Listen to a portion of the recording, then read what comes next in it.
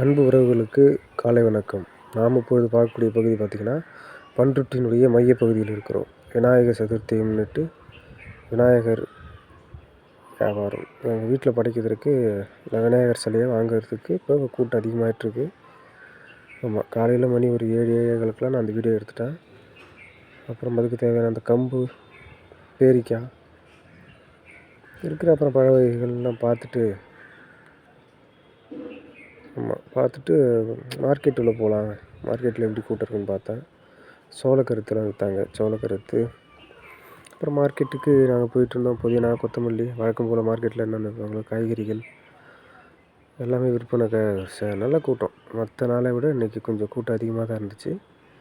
அப்படி பார்த்துட்டு மார்க்கெட்டு உள்ளே போயிட்டுருந்தோம். போயிட்டுருக்கும்போது இன்னும் கூட்டம் பார்த்தாலே தெரியும் உங்களுக்கு கூட்டம் அதிகமாக இருக்குது. எல்லா பொருளுமே அங்கே ஒரே இடத்துல கிடைக்கும் போல். நான் இப்போ தான் ஃபஸ்ட்டு இந்த பண்ருட்டி மார்க்கெட்டுக்கு போகிறேன். இது வரைக்கும் நான் போனதில்லை. ஆனால் நான் பரவாயில்ல. அன்றைக்கும் ரெகுலராக இருக்கும் போல இந்த மார்க்கெட்டு. Regular market. இந்த மாதிரி கூறு வந்து 20 ரூபா. காய்கறி வச்சுருக்காங்களே கூறு கட்டி, அந்த கூறு வந்து 20 ரூபா. அந்த 20 ரூபா கொடுத்தா ஒரு கூறு தருவாங்க.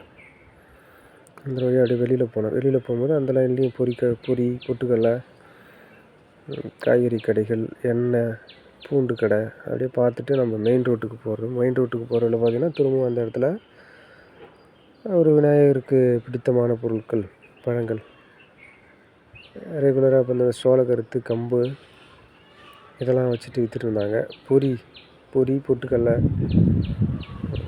நல்ல இது. காலையிலே நல்ல கூட்டங்க. விநாயகர் சிறப்பு பார்வையாக இந்த பதிவை நான் உங்களுக்கு பதிவு செய்கிறேன்.